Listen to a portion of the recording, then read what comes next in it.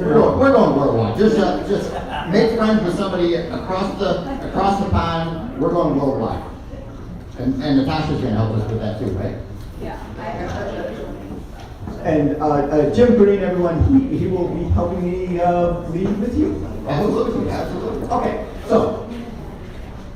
All right, so some housekeeping.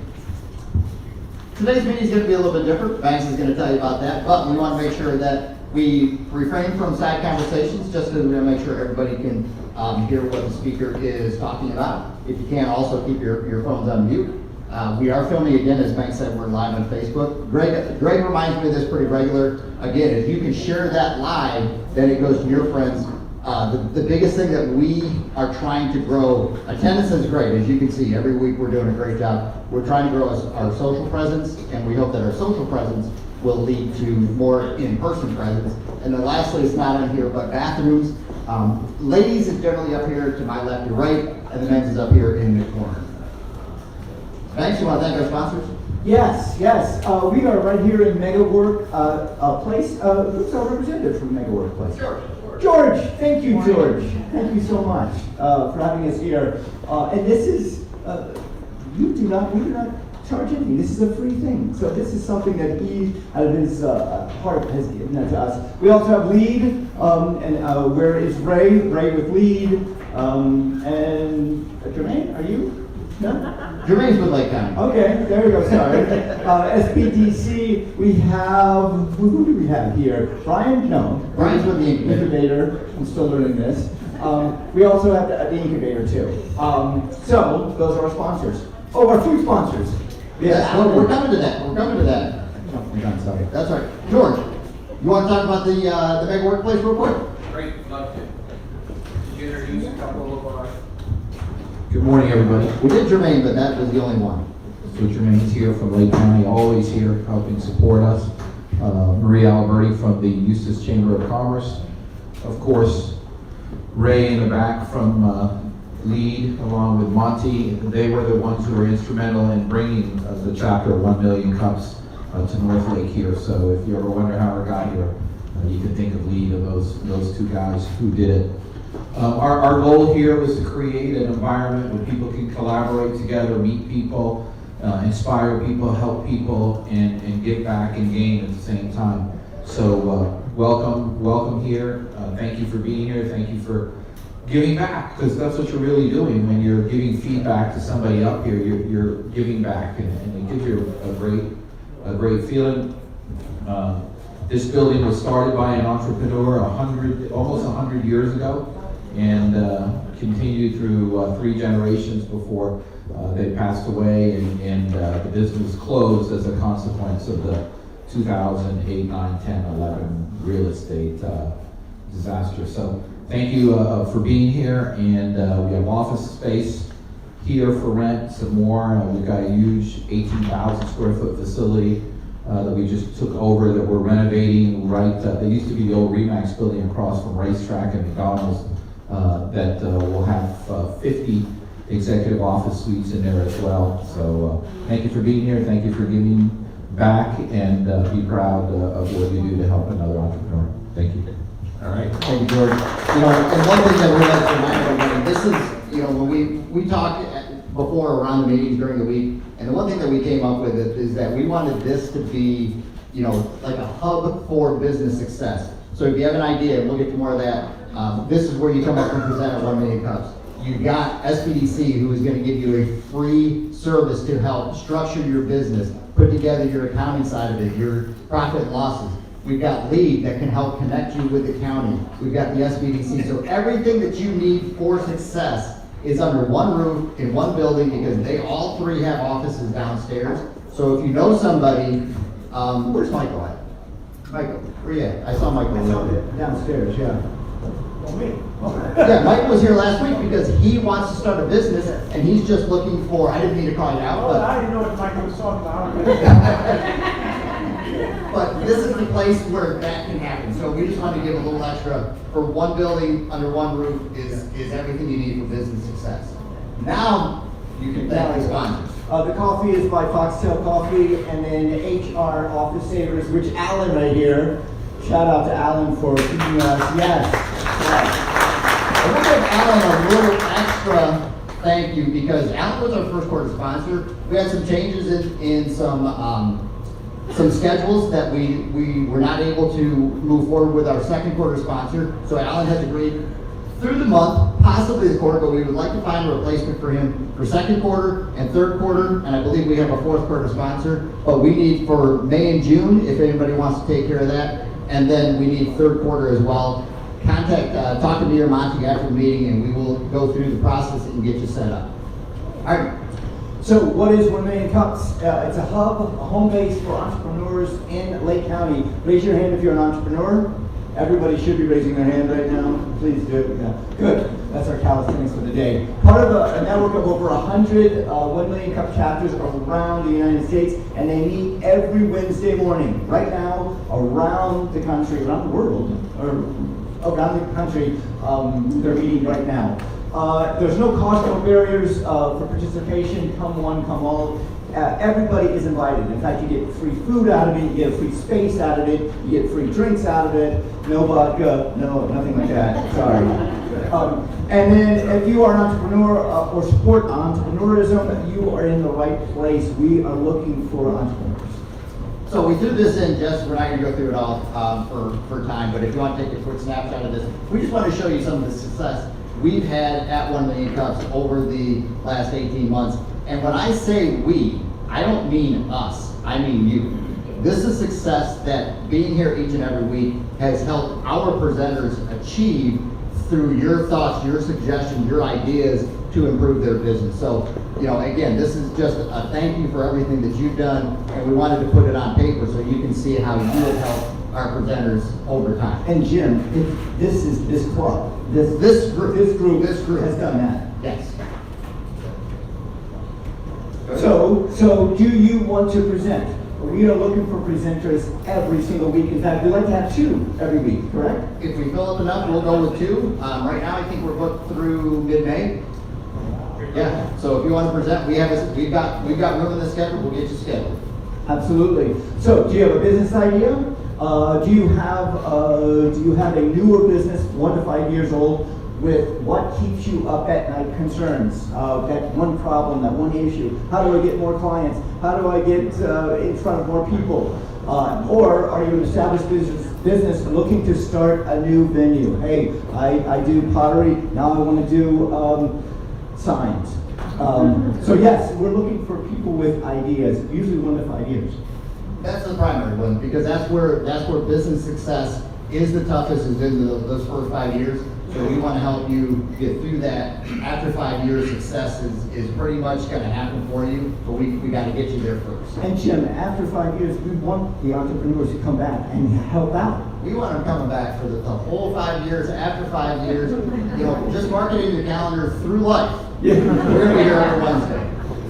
Yeah. So who's first time here? I did meet Chelsea. He's a first timer. Yeah, let's go ahead and stand up. Stand up, Chelsea, if you will. Yeah. So, yeah, we're going to have you introduce yourself. What we would like for you to do is just give your hand up. Sorry. We're going to have you give your name and business only. So if we were introducing ourselves, I would be Jim Green with 1 Million Cups. Not who your customer is, because we're not networking today, and I think that screen should be coming up. We are connected. So we're not selling ourselves, we're not selling our product. Name and business. Chelsea Davis. I'm a realtor with Exit Realty. Perfect. Who else? Randy Sloan with Astute Productions. Thank you. Jason Furdock, Umatilla Plumbing. Thank you. Oh, we got one in the back. The man is got it. Gavin Ellis with Ellis Garage Door.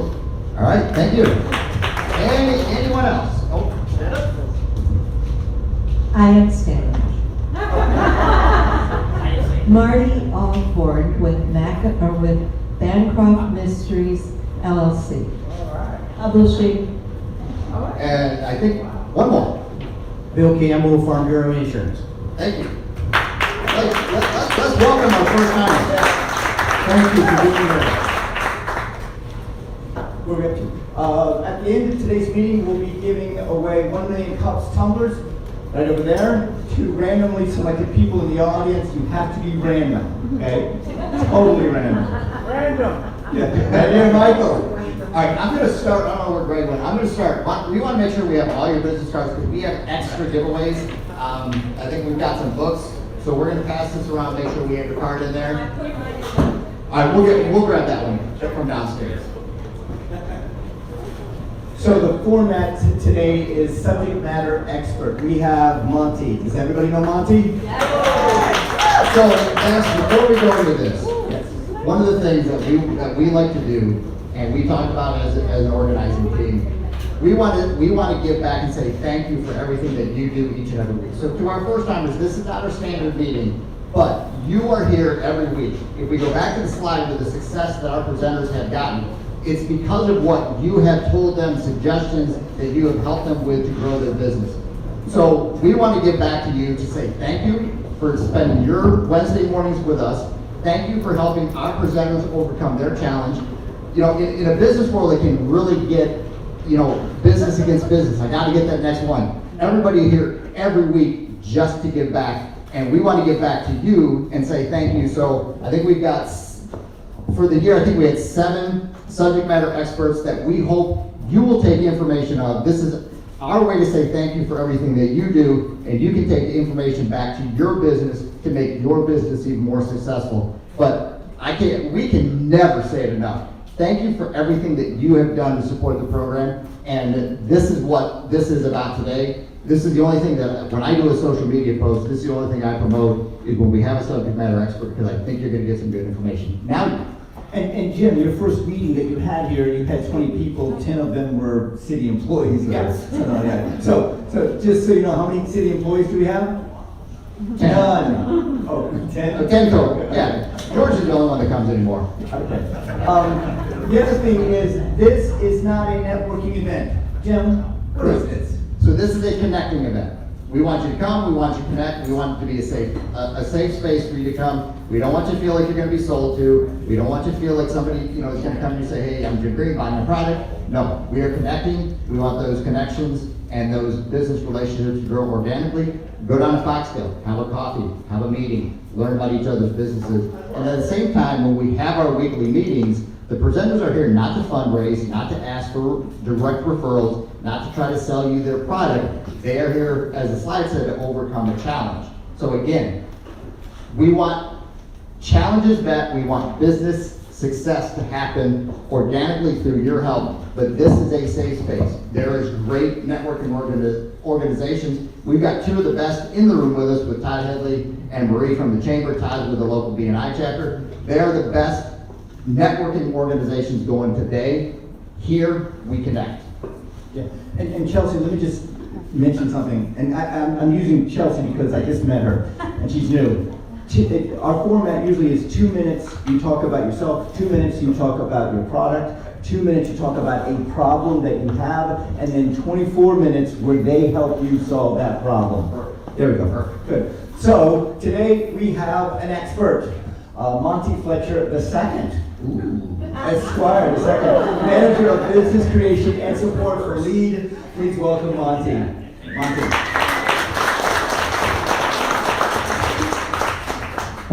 Thank you. I think that was the longest introduction I've ever gotten.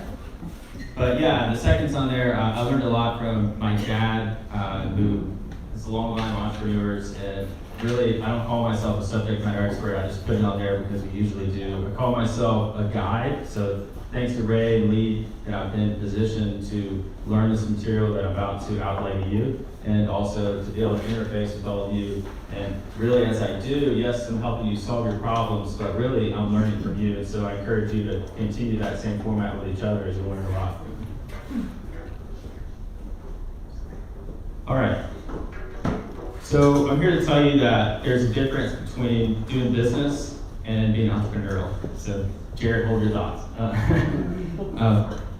So how I came across that concept was a gentleman named Gary Schoniger. So he's a world-renowned thought change leader. He's been featured in several countries employing this concept, all the way down from doctoral to K-12 schools. So pretty important to me. It's been life-changing, I think. I've always wondered why my dad is a little bit different than me because he thinks like an entrepreneur. Maybe I think like a manager.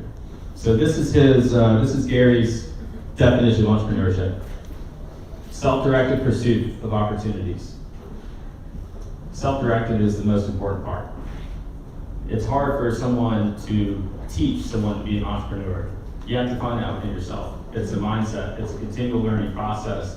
So the attitude of pitch, perfect, perform isn't a reality.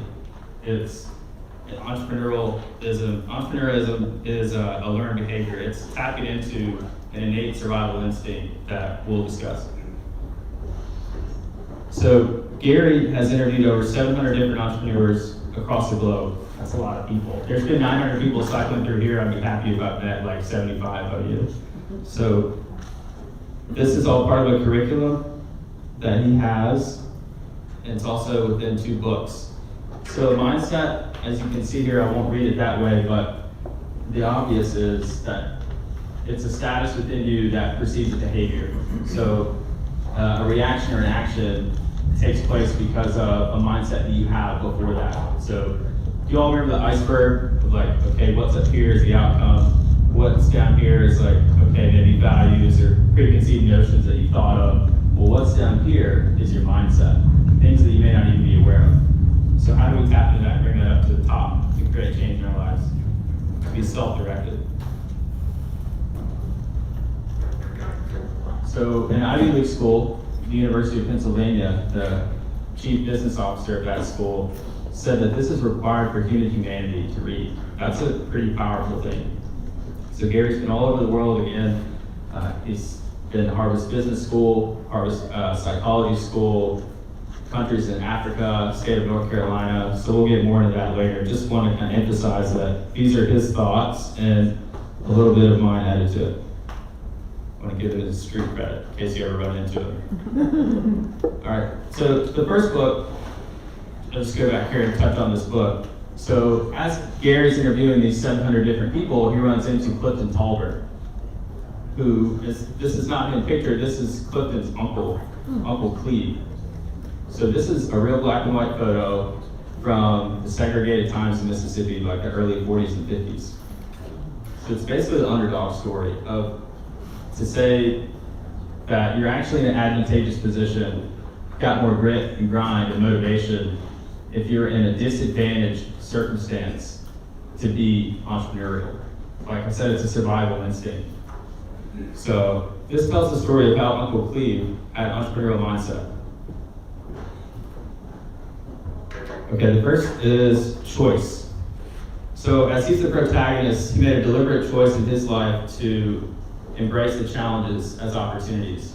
So in segregated Delta, Mississippi, somehow Uncle Cleve became an entrepreneur, a business owner even.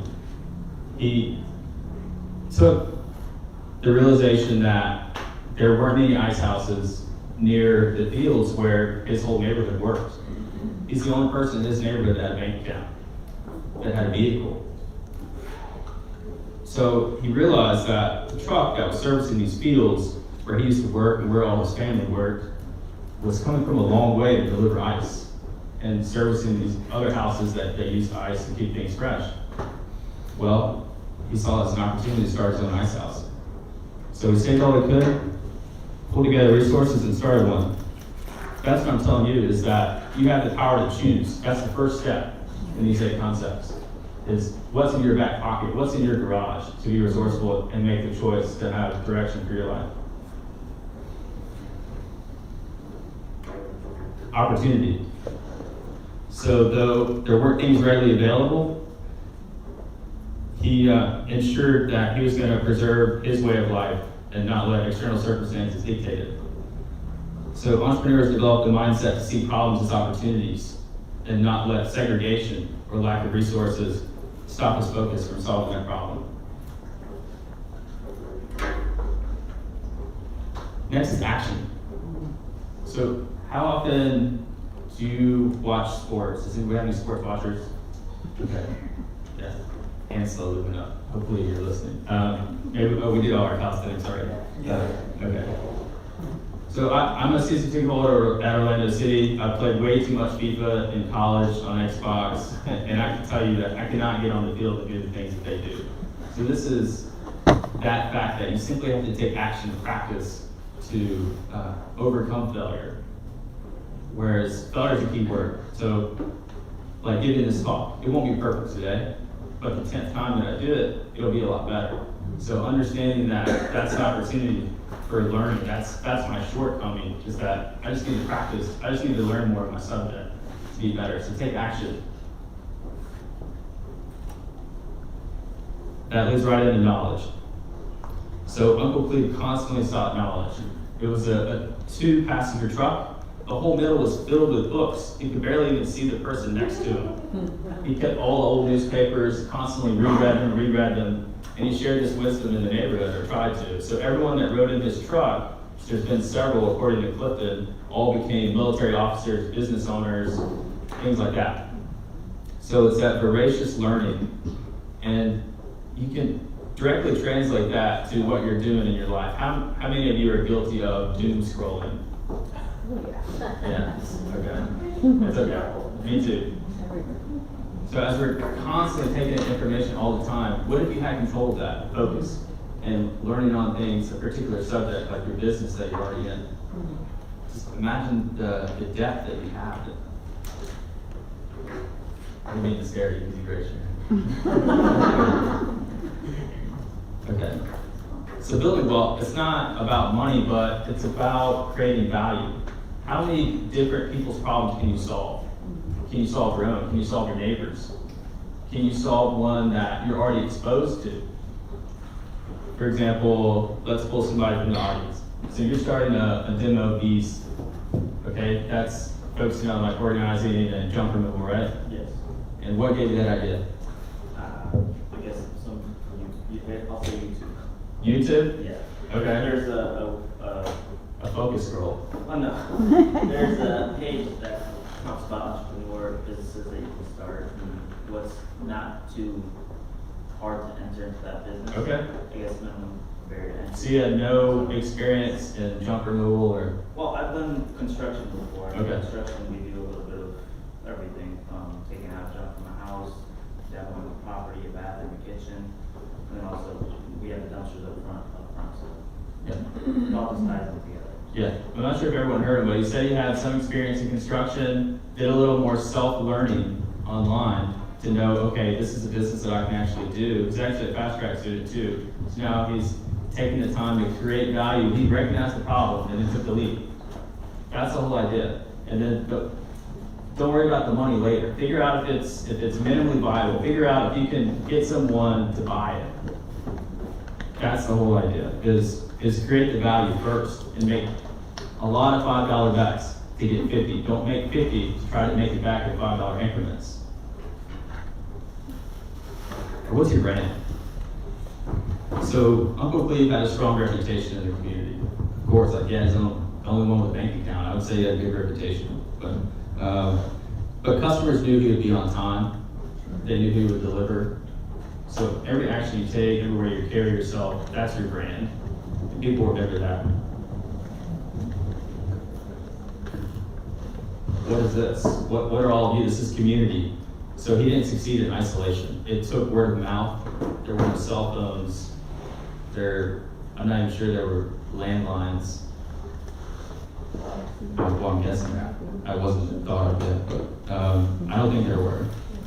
So anyways, by engaging with people and by putting your idea out there and always learning your craft and figuring out what other people's problems are and how you are being resourceful to yourself to solve them, then you create this community of, okay, what do they know? Always being open-minded. So not confusing autonomy with closed-mindedness.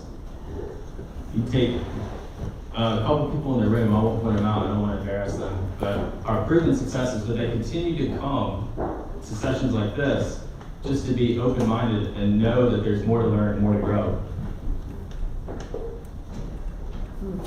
Persistence. I'm trying to convince my sister to do something like this. She's recently one-armed and has a lot more fire than I do. She used to be my backup dancer when we performed in elementary school. I feel like I need her right now. I feel like we need video. Okay. Sorry, yes. So anyways, the idea is that you'll face numerous obstacles every day, and how are you going to let them dictate your directive? Well, there's this theory that if you have an overarching goal, you'll step over those fears. You'll create that demo company. You'll figure out what it takes to get there. So set that overarching goal for yourself, and that way you'll be able to overcome what's in your way and stay focused on the mission. And if you need to adjust the mission a little bit to pivot, find a different market, it's those little $5 bets where you didn't risk everything to start the golf course. I'm trying to raise attention. All right, that leads to the second book. So the first book is really about Uncle Cleve and his journey, and how those 700 entrepreneurs kind of all gleaned these same traits. None of them were able to come out and say in these direct questions like, okay, yeah, I have all these same values, but in their responses, it all equaled up to the same. We did a fast track course a few weeks ago. I interviewed Linton Fox, a successful entrepreneur, didn't give him the questions, asked him these 13 core principles, and he answered them the same way that all the 700 other entrepreneurs answered them. And it ended up being these same underlying values. And he had no idea I was going to ask him those.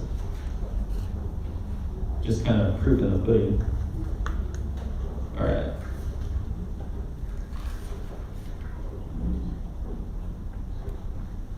So I'm here today. The goal of this is to change the outlook of how entrepreneurship is taught as a whole. So that's what this is to demystify the entrepreneurial process, making it known that anyone can embrace it, recognizing that your mindset can affect your ability to adapt in the face of change. Apply this 5-step method that I'm about to share with you to identify and evaluate the opportunities that exist in your everyday life. Shift your mindset by undertaking an entrepreneurial project of your own. That's what those sheets are in front of you, an opportunity discovery canvas. And then unlock the entrepreneurial potential that lies dormant in our students, workforce, and communities. That one's for you, Jermaine.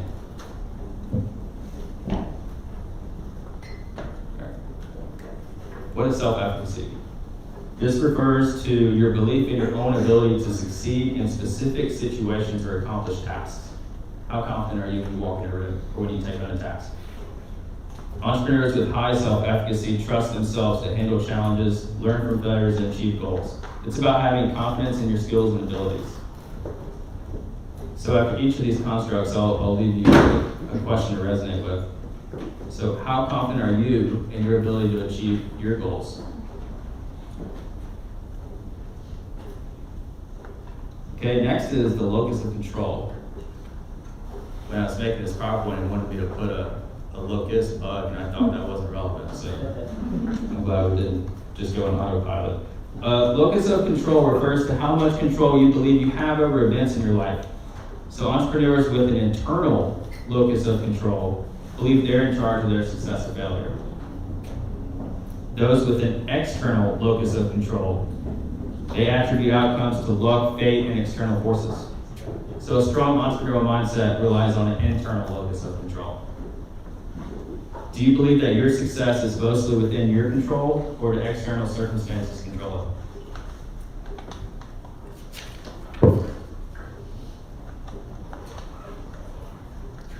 This is an obvious one, right? Mm-hmm. Motivation. I'm not suggesting you put this all over your wall. Your partner might be upset. But, motivation is the drive to take action and persist in achieving your goals. Okay, we all do that. But entrepreneurs are often fueled by this intrinsic motivations, passion, purpose, or personal satisfaction, that overarching goal, rather than just external, like money or recognition. Motivation keeps you moving forward, even when challenges arise. So is your motivation more intrinsic? Is it a personal purpose? Or are you looking for external rewards? Are you looking for the money first, for instance?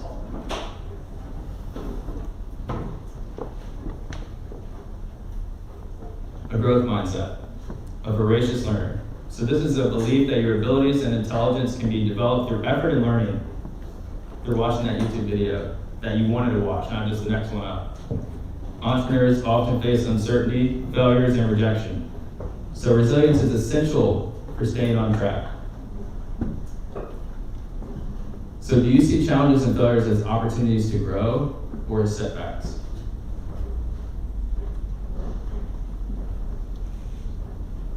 So autonomy, purpose, and competency are the key ingredients to the entrepreneurial outlook or to a satisfied person. It could be both. Without all three of those, you'll substitute that to compensate. You'll buy that nice car that you didn't really need, or you'll follow that next step in life that society may be pushing you towards that you may not even want, but feel like you're supposed to. So having those three things in place, but being open-minded and adaptable. That's it, that's all five. I hope you feel a little bit smarter, because I did. So a little bit more about the program as a whole, so we're not leaving empty-handed. So this is an Ice House entrepreneurship program. Luckily, Gary was interviewing these entrepreneurs, and then in his hometown, an executive from the Kaufman Foundation actually lived there and ran into Gary and asked him what he was doing, and he was like, cool stuff, you should find out. And so he did find out, and the Kaufman Foundation gave him money, and so they put together this learning management system.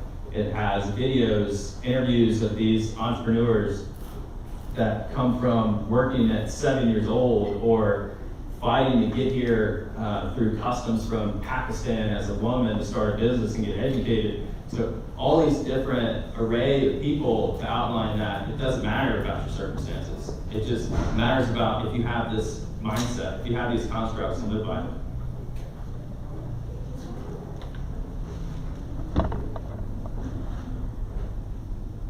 So this is a little flow chart that they put together that you have mostly in front of you in another form.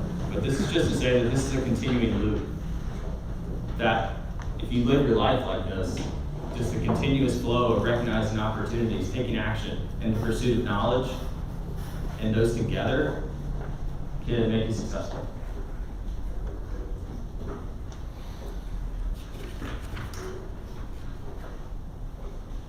Okay, so those opportunity canvases, I encourage you to do those and start with that $5 bet. And then when that works, start with the $50 bet, and then the $500 bet, and then the $5,000 bet. So take those home.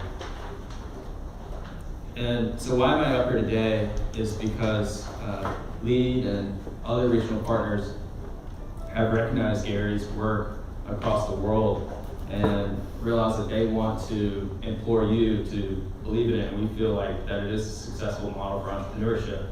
So I mentioned Gary went to North Carolina, and I'll share this stat and then open up the questions. So the governor of North Carolina, they bought all these licenses to facilitate this coursework. Like I am today, I'm a licensed facilitator, and they said that a minimally viable business to support self-income is $50,000 to $100,000 in the state of North Carolina. And I feel like we can do that with a lawnmower. Gary feels the same way, that's where I got that example. So if we can do that with a lawnmower, and then imagine if any of us have any type of ingenuity or innovation above that. So if we just convince 2/3 of people that 1/3 are already unhappy in their work and are being unproductive and negative in the workplace, the other third is unhappy and unproductive, but too shy to say anything or do anything about it. And then the other third that are, exactly, the other third are those that are happy and content, are entrepreneurs that are showing up 15 minutes early, staying 15 minutes late, and believe in the mission. So if we're able to convince those other 2/3, not even all of them, but if we're able to convince 5%, according to North Carolina governor, 5% more people in their state to be that typical entrepreneur, 50 to 100,000, it'll inject over $2.5 billion in their state's economy. That's a big difference.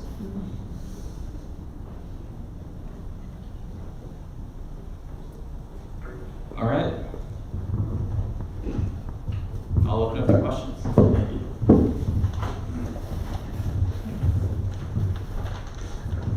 Should I stand up? Yes. Okay. Good morning, everybody. My name is Olive. My business is Olive Music. I'm a local entertainer here in Lake County, and I do cover music, and I perform like at restaurants and bars, but I also write my own music.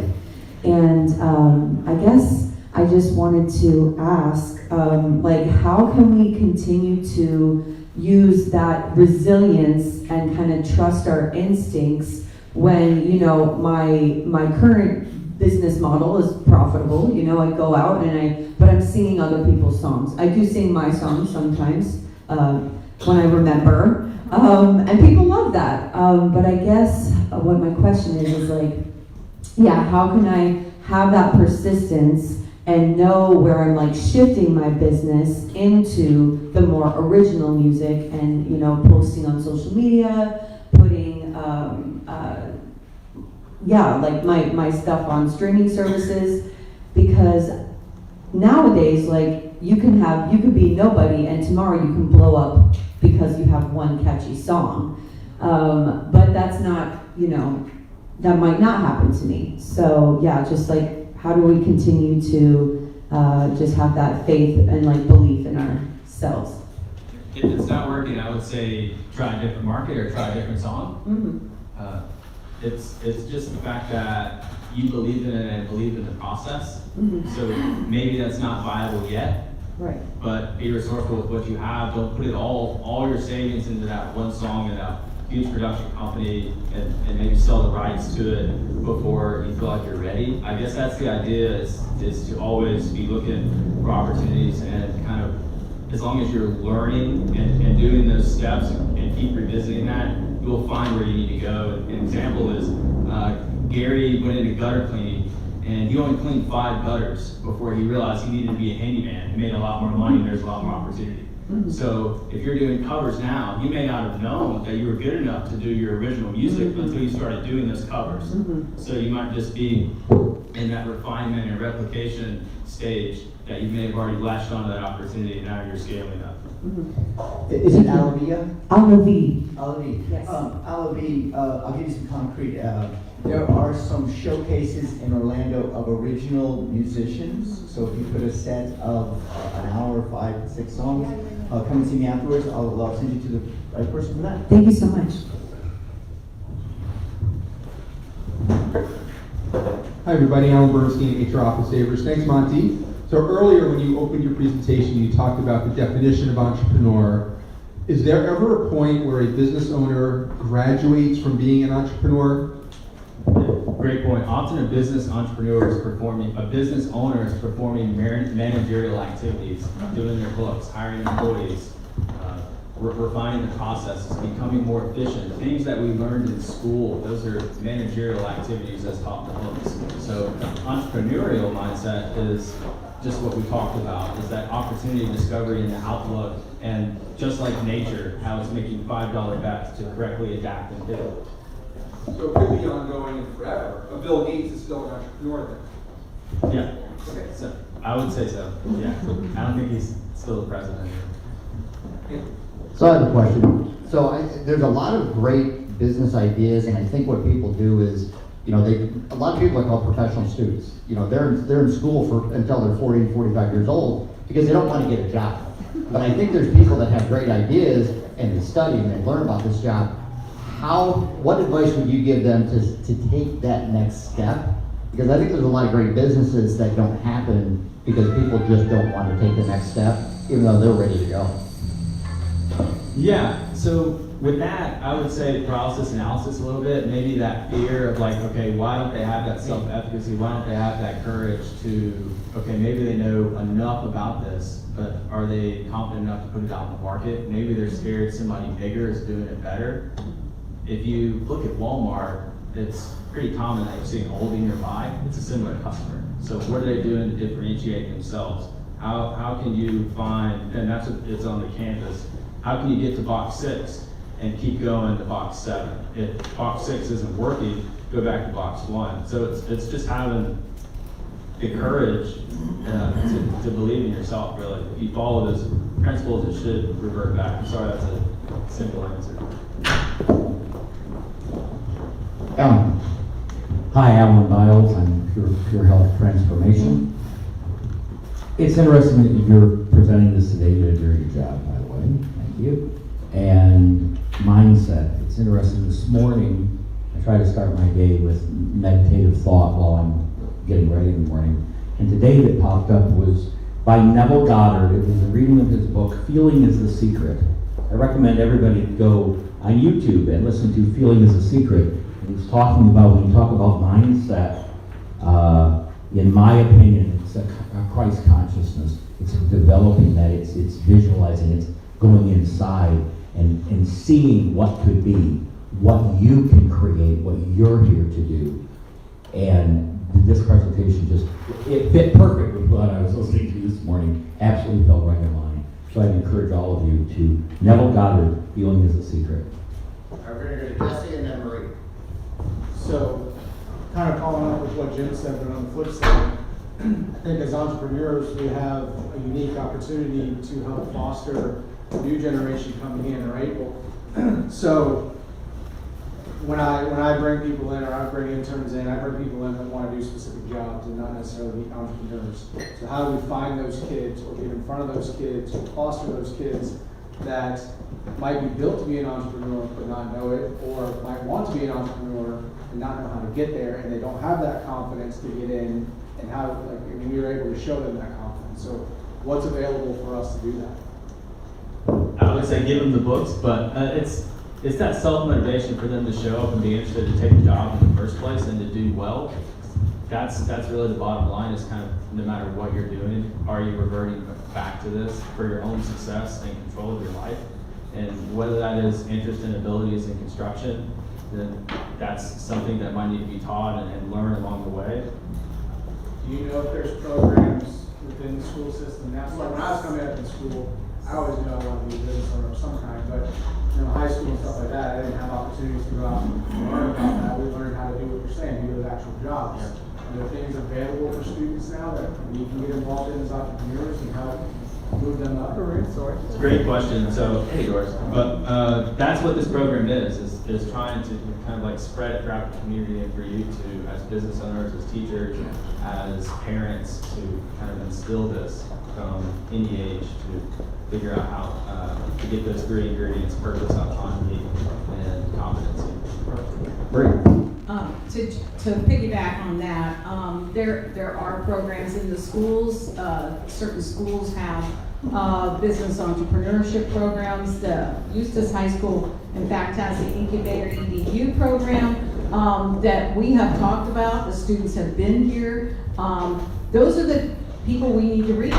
Those are the people that have no fear. Those are the people that do not have a family to support and open a business. So, for us, it is paralysis analysis. And as a child of entrepreneurs, I thought my parents were very successful, but I grew up in that atmosphere. The thing that held me back to be an entrepreneur, and I was also, I was an educator, and I taught business. I taught creating a business, okay, business plan, the whole thing. The fear for me was not that I would lose my house, not that I wouldn't be successful, because I knew I had it in me to make it work. The fear for me was the health and welfare of my family, and that they have insurance, that I could take them to the doctor. That was the only thing that held me back. So I'm just putting it out there. Those of you that have been in that situation without insurance, you know how that is. You know how that feels. Exactly. Thank you, Marie. All those points. It's what can you do in your discretionary time. So when you got home from inspiring the youth, what business ideas did you have that you could have launched that you felt like? So what if you just did that on a micro scale? What if you just did that with your friends and family and go from there and see if it's really worth blooming? If you look at Apple, not Steve Jobs, but the other guy, I'm gonna mispronounce his last name. Wozniak. Thank you. Okay. So Wozniak didn't like how computers were being built at the time, so he built his own. And he was trying to sell to people the blueprint of how to build their own computer. Steve Jobs found them and says, why don't we just build the computers and sell them since they're better than the competition? And look what happened. So, starting small. Monty, you talk about, It's a lot less scary than. Monty, you talk about life learning. So, I mean, Bill Gates is learning. I mean, we're constantly learning. And it's instilled upon us that learning trait. How do we encourage people to have that learning trait? They either have it or they don't. Because we were talking, Freddie and I were talking about a gentleman, like how do we empower them to have this trait? I think that they are learning. If they're on Instagram 4 hours a day, they're trying to learn something. It just may not be focused. So if you're able to find out what they're interested in, maybe compel them to learn more about that, then there's opportunity there, which may not be the same thing you're interested in. So you won't recognize the opportunities that they do. All right, we're gonna keep going. If you have to leave, we want to respect your time, but we're gonna keep going. It's starting to see some hands come up. We're gonna make sure that the business card goes around so we can, we got several good giveaways, so go ahead. Greg Seisen with Right Realty Connection. I transact commercial and residential real estate. Question for you. When is this entrepreneurial learning initiative be coming up? Great question. We're going to pressure Ray in the corner after this. So it's coming out now. This is kind of the unveiling now. So we had Gary come in actually to Claremont a week or two ago. Spoke to several people, spoke about the book, the process, the ideals. And so this is launching now. We can get you the book. We don't currently have free licenses to give out per se, but of course this is public information to the book and the learning management system you can now purchase. But I'm happy to work with you and share our resources to have it. I'd just like to make a statement. One of the things I've learned over the year, I'm a serial entrepreneur, but one of the biggest things I learned now I finally through my thick head is there's a guy that I listen to, his whole title is Find Your Why and Fly. So look for that pinnacle goal in life that you want to achieve and keep that at the top and visualize it as a pyramid, and that's that tip that you're always trying to achieve, but then you have the different layers that you're going to get to that pinnacle. But what's great about that pinnacle goal in life that you want to end your life with is that when you're down here at the bottom layers of that pyramid that's wide, when you're striving and everything and you get off that path, when you go back and look at that pinnacle goal that you want to strive for at the end of your life, you're eventually going to get back on that path. And if you can visualize that and really figure out what your life goal is, and entrepreneurship is totally selfless because you're meeting a need that's needed out there, and if you can focus on being selfless, the byproduct is going to be successful. Yeah, great point, Greg. If I can really quick, and this might be touching back to you, Jesse. How many of you can ride a bike really well now and don't have to think about it? Okay. How long did it take you when you were trying to learn? How hard did it seem? Really hard, right? So your mind creates this habit thinking. So we're receiving millions of data points through our five senses at all times of the day. So anything that we can create into muscle memory or habitual memory rather, to reduce that cognitive load, our brain naturally does. So learning new things is hard because our brain naturally is trying to reduce that. So understanding that the habits we may have might be good, they might be bad, but just understanding that we have them is the first step to affecting change in them. All right, we're gonna go to Pam, then we're gonna go to John, then we're gonna go to Eric. So Pam. A lot of this makes me think of a nature versus nurturing aspect. Sorry. But I think some of it is recognizing and accepting who you are. And I think, I believe you've got it and you can take it further. And partnerships work. And you gotta find the right partner. So, and don't shy away from that. You can have a great idea, a great invention, a great, but do you have it in you to push through that character in you to push open those doors and get in there? Maybe not, and that's okay. Find that partner who can accent you and help you get to where you want to go. We don't have to do it on our own. Exactly, thank you. And that was the community slide, but you said it better. So. John. John Ramos, SBDC. I have a question and a comment. Do you believe that entrepreneurs are born or trained? I think it's learned. I think it's Learned? Okay. And the second comment is I see probably 150 businesses a year. And the biggest problem that I see, in addition to working in instead of working on your business, is structure. You know, having some organization. One of the things that I love about what I do is that every day I walk in here and I had two of the most incredible businesses yesterday I've ever seen in my life. I didn't know you could make money doing this. And they're making tons of money. But there was no structure. So, you know, I always relate to my three-legged stool, you know, finance and administration, marketing and sales, manufacturing and delivery. You got one of those missing, you're gonna have to get it. All right, we're gonna go to Eric, and then we're gonna. John, you're exactly right. It's the idea that that's a managerial, those are managerial process of the business, which is different than entrepreneurial, which relates to the mindset and the self-directed pursuit of adding value. So that directly feeds into, okay, now I need to actually legalize and do these other managerial functions to scale and refine. Eric Kleinbach, Bonus Wisdom with Natasha. We talked earlier about, you know, some people want to step forward to come, how do we get them to come out? But there's a lot of brilliant ideas in some people who are just afraid that when they speak, they're going to be criticized. And somehow what we have to do is we have to find a way to encourage them or dig in, you know, because you can see these young brilliant minds, but they're in a shell because they may not be part of the clique or the in crowd. So they don't want to say anything, don't want to do anything. They're scared to death of failure because they're going to be, you know, laughed or shunned at. And somehow we as other entrepreneurs have to notice them and just, you know, sort of like probe a little bit, ask, so have you thought of anything? Do you have any great ideas, you know? So we just have to create an environment where it becomes inviting for them to share that they do have an idea. And even amongst ourselves, some of us, you know, we find ourselves maybe in a certain track. We're not where we want to go on that track, but we're also afraid to vary from that track, you know, and we could be like, three feet from the goal. Right. Yeah. Exactly. And that's going back to, are you letting external circumstances dictate your life?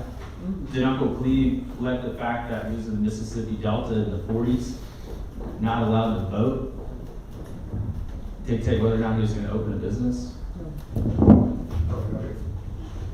My question is, I guess how do you overcome, like you during the day-to-day, you are the mind of the business, but you're an introvert, but you're trying to get sales.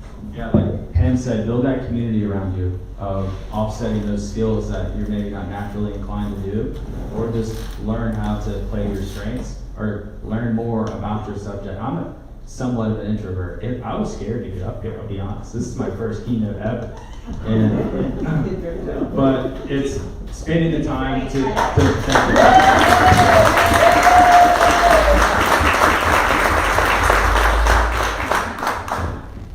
spending that time to be confident, having that self-efficacy that when you walk into a room that you know about that subject, but also being open-minded that somebody else might be able to help you along the journey.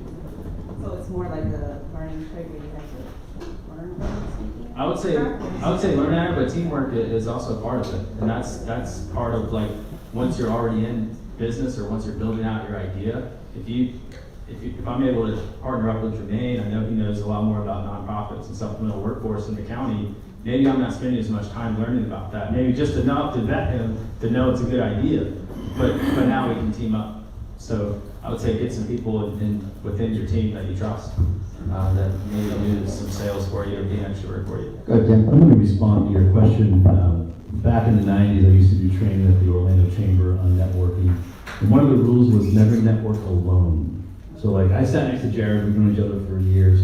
So if you feel like you're an introvert, go with somebody, or when you get there, find someone that you can connect with and network together. It builds a lot of, packs are powerful, we just say it that way. So find someone and then meet people together with those people. And I'll tell you how you do it in 30 seconds. Don't introduce yourself, introduce the friend you met. So when I see someone, I want you to meet Jared. So I'm talking about him, I'm not talking about me. And then he'll introduce me to somebody by talking about me. So it takes the pressure off you. Nice. So we're going to go ahead. Again, we want to respect everybody's time. We're going to wrap it up. I have one last question, but please stick around if you have more questions that you want to speak with Monty about. But I've always said that I thought there's a lot of great business ideas, and I don't want to say, I guess that for lack of a better way to put it, there's a lot of bad business people. How would you recommend for people to recognize the fact, I've got a great business, I'm just a mess of organization, and I'm not. If they can put the two of them together, then they're going to take it multiple levels up. So how would you kind of suggest people recognize they need help with their business management skills? I would say go to SBDC at that point. But yeah, I mean, a lot of that information is online, so if you're somebody that has the vision, has that great idea, are you putting in the time to learn the other side of the business? To learn those functions that legally you need to follow within a system to abide by and do well. It's the entrepreneurial mindset is more about the self-directed part of it, of like, okay, if I know, if I'm getting feedback that I'm a bad manager or have these, I went and saw John and he threw me out because my books were a mess, which I might have or might not have seen happen before. And then, okay, I need to go learn about that. Am I taking the time to be successful in my self-directed pursuit throughout life? All right, perfect. Let's thank Bonnie for, as we say every week, getting up here and presenting, when we get back to our normal meetings, getting up here and presenting, that is a challenge. It's not easy. So we appreciate you doing this. I know Monty is really stepping out of the box this year. And we've got some extra giveaways. We got, I think, we'll do what, 3 books and 2 cups? Yes. All right, we'll do the first one. You know my takeaway? There are a lot of Uncle Cleves in this room. Oh, absolutely. There are a lot of Absolutely. Uncle Cleves. You and Uncle Cleve, right there. First one for Uncle Cleve's book. Brandy Lake.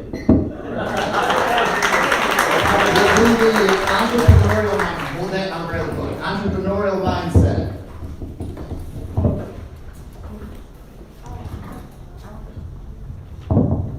Bill Campbell.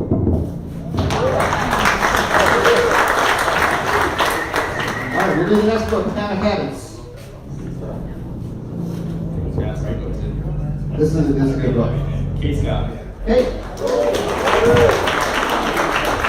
And then we'll do 2 cups, and you can grab the cups. Marty Osborne.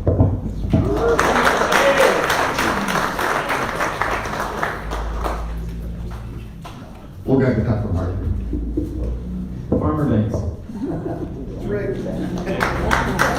You're another one. He's already got another one. Yeah, I got a couple already. Natasha Kleinbach. All right, another round of applause for Monty and all of the great information. And before he goes, he's going to tell you about Fast Track. Yeah, it's the Fast Track commercial again, so this was recorded. Hopefully, I've been watching a repeat. But Fast Track, we talked about this in the first week of Fast Track.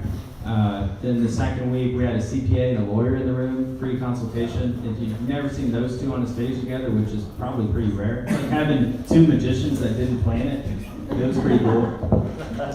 This last week, we had Wendy Taylor, who's been doing online marketing since 1997. And this next week, I think, Jared, you're up, right? So we've got Dr. Jared Calicay, who's going to talk about business model canvas. And if you don't know what a business model canvas is, you should probably come. And you'll get access to the online learning platform that'll take you through all the Kaufman software. It's basically a business plan without knowing it's a business plan, and it's built on the Harvard level from the Harvard Business School, but they make it really simple. So I encourage you to come. It's dropped in and it's free. Yeah, and again, as you grow your business, I think it's 10 weeks, right, Monty? For Fast Track? Yep, and we've got 7 left.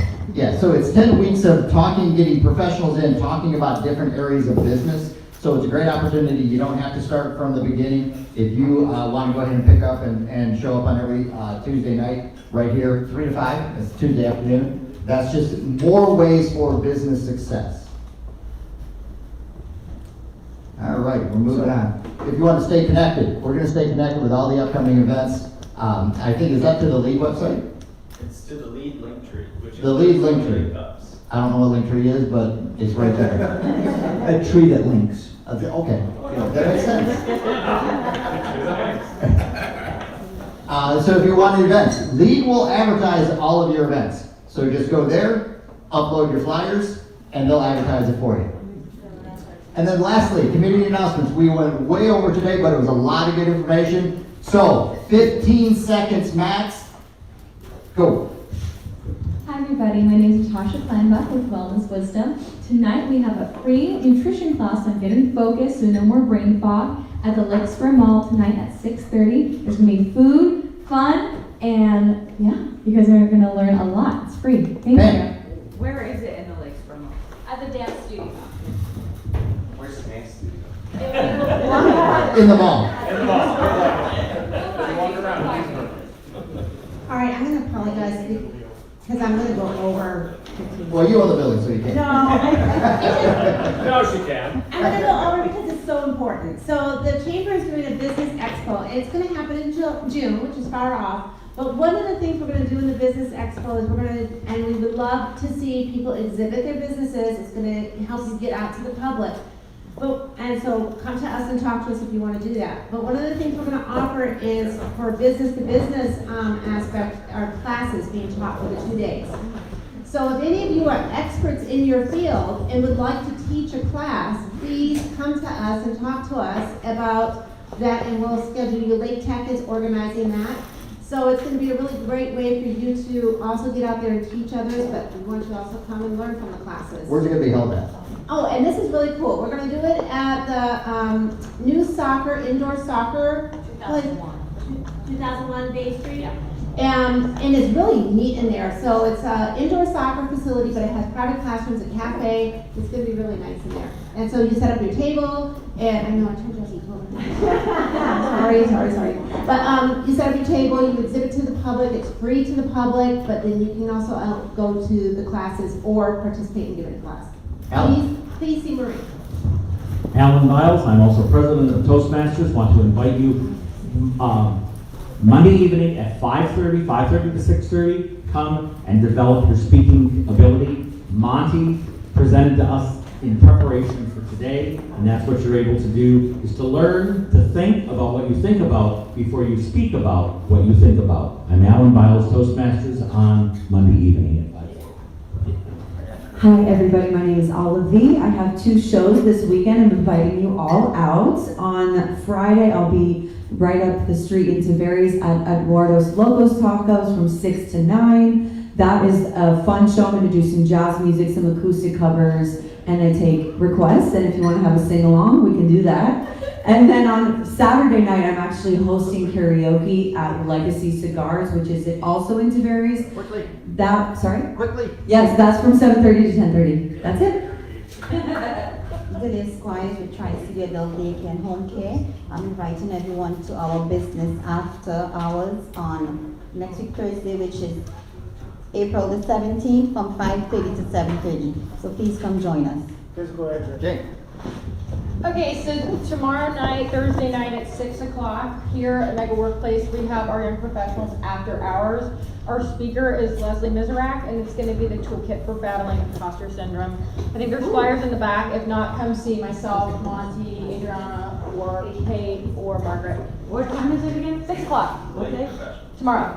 Thank you. Thank you. All right, the Eustis State Theater has some comedy events coming up. The 24th is Comic Laughs, a new material night, and then May 1st is a comedy showcase. What city are we in? I can't hear you. Eustis. One more time? Okay, eustiscomedy.com.